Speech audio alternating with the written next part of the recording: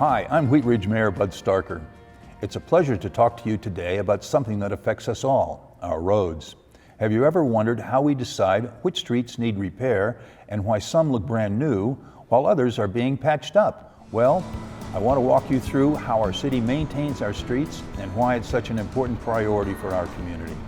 The health of our roads is crucial for safety, mobility, and even economic development. That's why Wheat Ridge takes a data-driven approach to street maintenance, making sure every dollar is spent wisely. But how do we determine which roads need fixing first? It all starts with the Pavement Condition Index, or PCI. This system, originally developed by the Army Corps of Engineers, helps us evaluate the health of our streets. Every road in Wheat Ridge is rated from 0 to 100 based on things like cracks, potholes, and overall wear and tear. Currently, our city's average PCI is 66, meaning our streets are in fair condition. But our goal is to ensure safe and efficient roads for all residents. Now let's talk about how we maintain our streets. Our guiding principle is simple: the right repair on the right road at the right time. This means not all roads need the same type of fix. There are 3 key types of street maintenance we use.